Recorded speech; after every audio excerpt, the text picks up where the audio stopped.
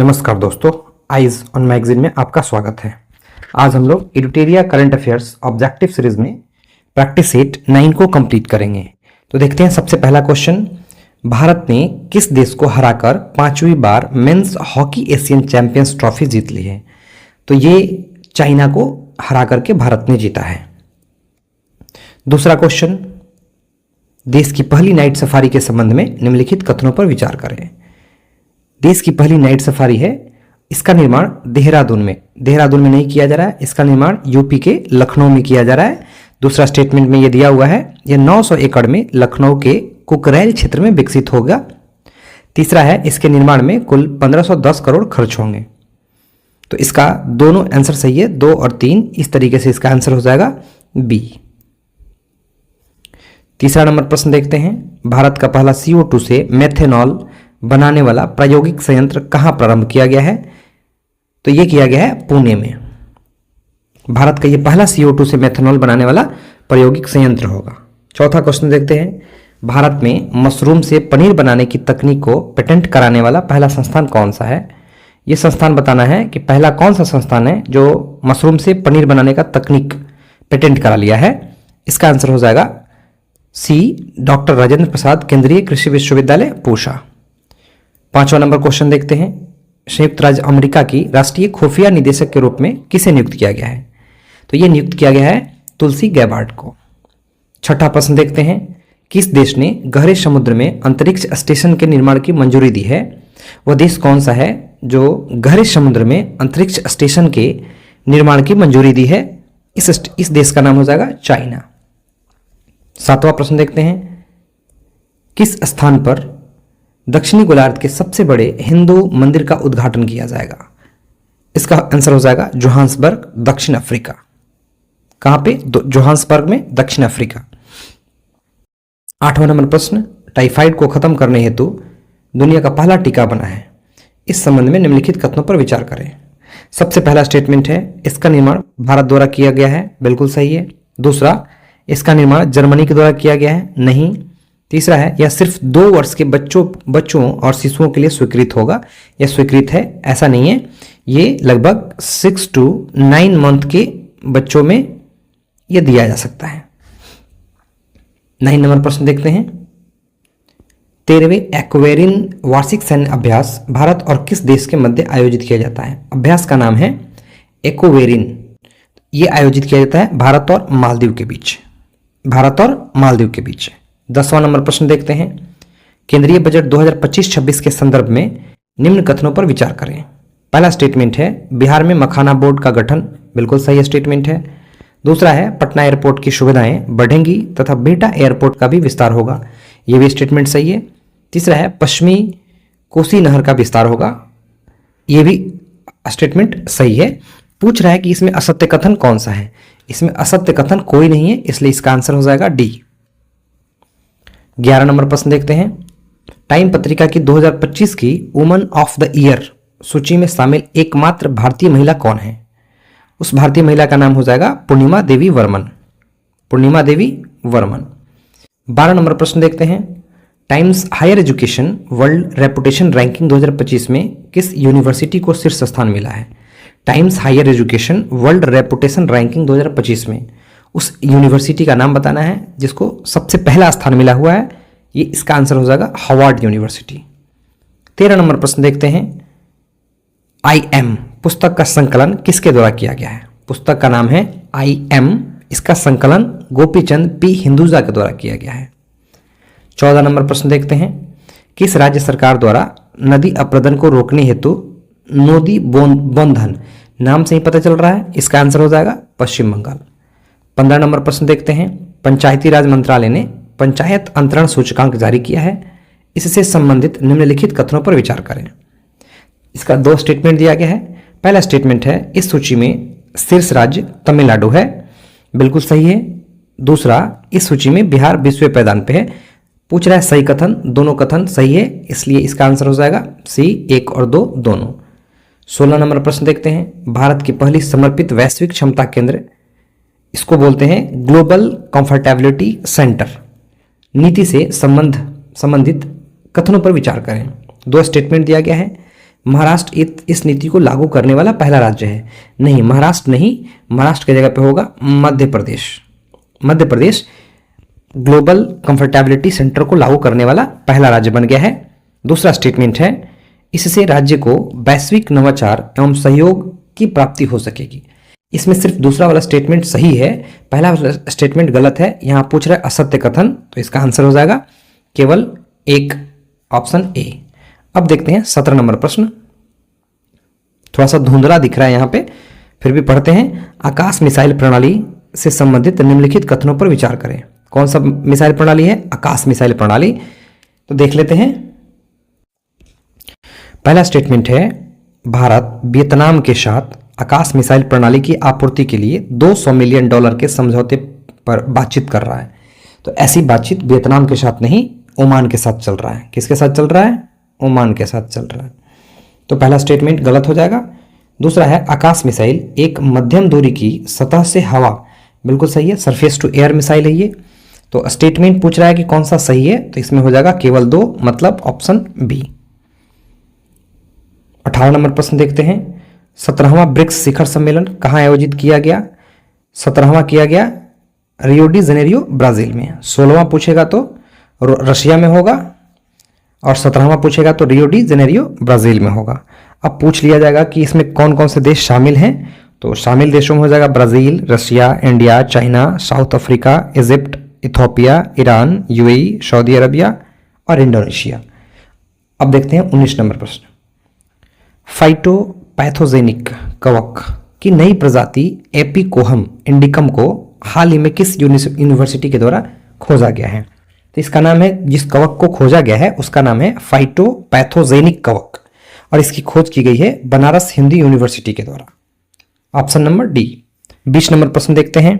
आर्थिक सर्वेक्षण 2024-25 के अनुसार भारत में कृषि क्षेत्र में 2016-17 से 2022-23 तक सालाना औसतन कितने प्रतिशत की वृद्धि की गई है? बताना है कि आर्थिक सर्वेक्षण के अनुसार ये बताना है, और भारत में कृषि क्षेत्र का जो वृद्धि हुआ है वो औसतन कितना हुआ है, और 2 टाइम पीरियड दिया है, 16-17 से लेकर के 22-23 के बीच में। तो ये वृद्धि हुआ है 5% का, ऑप्शन नंबर बी। 21 नंबर प्रश्न देखते हैं। प्रसार भारती के OTT प्लेटफॉर्म का नाम क्या है? इसका नाम हो जाएगा वेब्स। प्रसार भारती के OTT प्लेटफॉर्म का नाम क्या है? वेब्स। अब देखते हैं 22 नंबर प्रश्न। हर खेत स्वस्थ खेत अभियान, इसका नाम है हर खेत स्वस्थ खेत अभियान, किस राज्य सरकार द्वारा शुरू किया गया है? यह शुरू किया गया है हरियाणा के द्वारा। और क्या नाम है? हर खेत स्वस्थ खेत अभियान। 23 नंबर प्रश्न देखते हैं। BBC Indian sports women of the year 2024 पुरस्कार के लिए किसे चुना गया है? BBC Indian sports women of the year 2024, तो ये चुना गया है मनु भाकर को, जो कि निशानेबाज हैं। मनु भाकर जो कि निशानेबाज हैं। 24 नंबर प्रश्न। आभा मतलब आयुष्मान भारत हेल्थ अकाउंट पर OPD पंजीकरण एवं समय पर चिट्ठी पहुंचाने में देश भर में प्रथम स्थान पर कौन सा राज्य है? तो देश भर में प्रथम स्थान पर आया है अपना राज्य बिहार। 25 नंबर प्रश्न देखते हैं। महिला एवं बाल विकास मंत्रालय ने किस राज्य में 35 ग्राम पंचायतों में पोषण 2.0 के तहत कुपोषण की चुनौतियों के समाधान हेतु सुपोषित पंचायत अभियान, कौन सा है? सुपोषित पंचायत अभियान शुरू किया है। तो ये भी स्टेट हो जाएगा बिहार, याद रखना है। अब देखते हैं 26 नंबर प्रश्न। भास्कर डिजिटल प्लेटफॉर्म का संबंध किस मंत्रालय से है? भास्कर डिजिटल प्लेटफॉर्म, इसका संबंध हो जाएगा वाणिज्य और उद्योग मंत्रालय से। कौन सा प्लेटफॉर्म है? भास्कर डिजिटल प्लेटफॉर्म, और इसका संबंध हो जाएगा वाणिज्य और उद्योग मंत्रालय। 27 नंबर प्रश्न देखते हैं। किस राज्य ने सम्मानपूर्वक मरने के अधिकार को मंजूरी दी है? तो ये दिया है मंजूरी कर्नाटक ने। किसने दिया है? कर्नाटक ने। ये कर्नाटक सम्मानपूर्वक मरने की अधिकार को मंजूरी देता है। हालांकि ये जो डिसीजन है ये सुप्रीम कोर्ट के द्वारा 2018 में एक केस के दौरान दिया गया था, जिसका नाम हो जाएगा common cause versus union of India.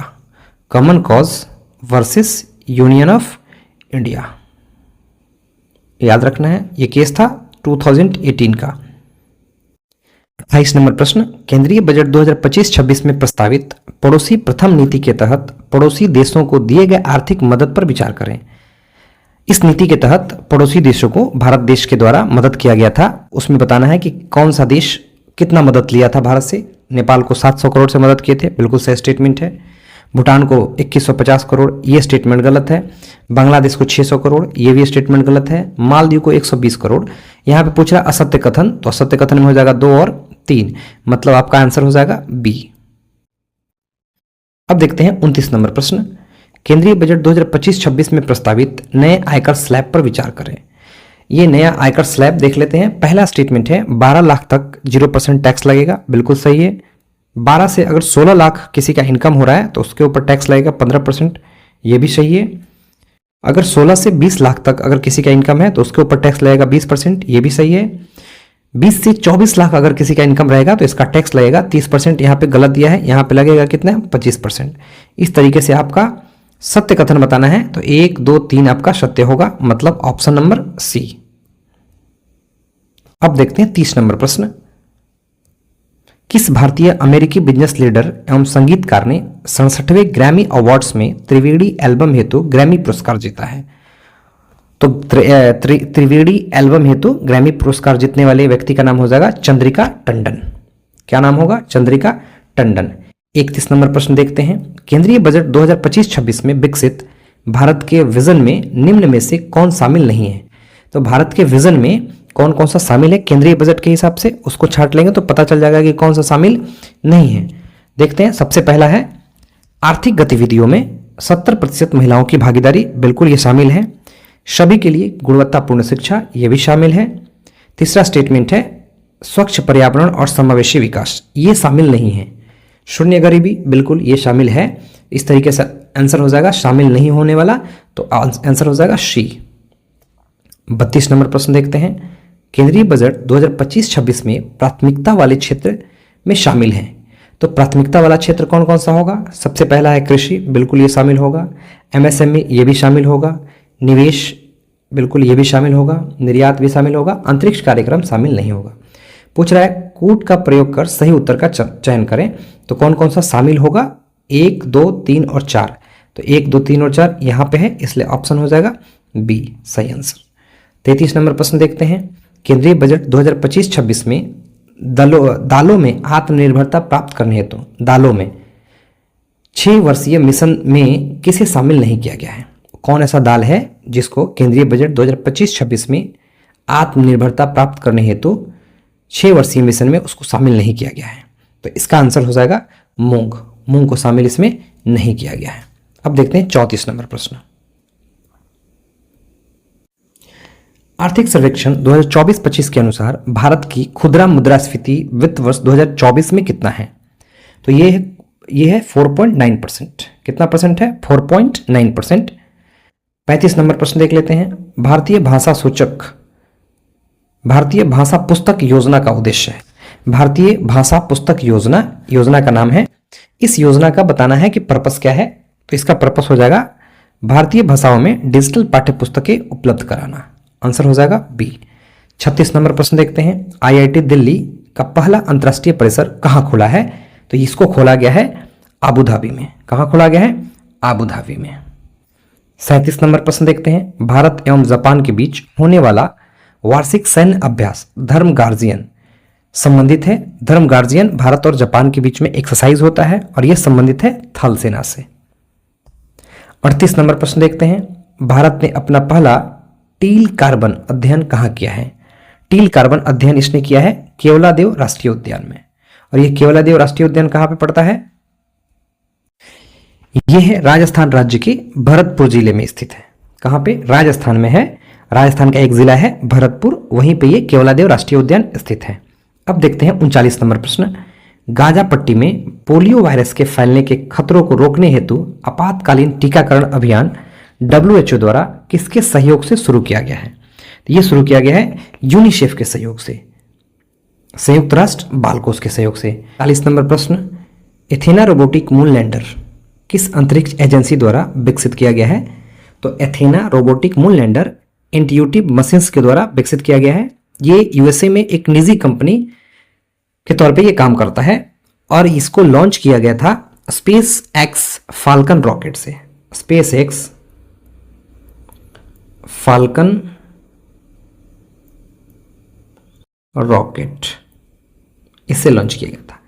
41 number प्रश्न देखते हैं, भारत की पहली फेरेट अनुसंधान सुविधा गर्भिणी दृष्टि का उद्घाटन कहाँ किया गया है? यह किया गया है फरीदाबाद में। कहाँ पे किया है?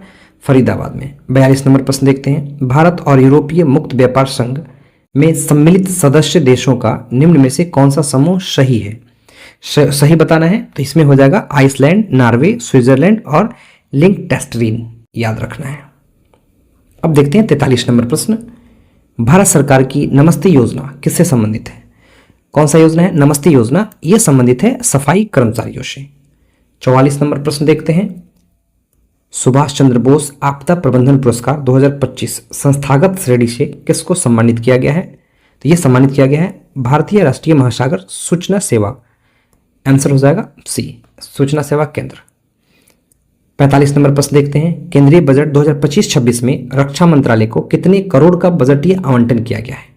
यह किया गया है 6.81 लाख करोड़ का, 6.81 लाख करोड़ का केंद्रीय बजट आवंटन किया गया है। 46 नंबर प्रश्न देखते हैं, फरवरी 2025 में यूनानी चिकित्सा पर अंतर्राष्ट्रीय सम्मेलन का आधिकारिक रूप से उद्घाटन किसने किया है? तो इसका उद्घाटन कौन करेंगे? राष्ट्रपति। 47 नंबर प्रश्न देखते हैं, भारत सरकार की संबल समर्थन योजनाएं किनकी सुरक्षा, संरक्षण एवं सशक्तिकरण से संबंधित हैं? तो ये संबंधित हो जाएंगी महिला आबादी से। 48 नंबर प्रश्न देखते हैं, School of Ultimate Leadership SOUL 2025 का उद्देश्य क्या है? स्कूल ऑफ अल्टीमेट लीडरशिप, इसका पर्पस हो जाएगा विकसित भारत के लिए भावी नेताओं को विकसित करना, विकसित भारत के लिए भावी नेताओं को विकसित करना। 49 नंबर प्रश्न देखते हैं, आधार प्रमाणीकरण को बढ़ाने के लिए आधार सुशासन पोर्टल को किस मंत्रालय द्वारा लॉन्च किया गया है? आधार प्रमाणीकरण को बढ़ाने के लिए आधार सुशासन पोर्टल को किस मंत्रालय के द्वारा लॉन्च किया गया है? इस मंत्रालय का नाम हो जाएगा इलेक्ट्रॉनिक्स और सूचना प्रौद्योगिकी मंत्रालय, ए नंबर ऑफ हो जाएगा।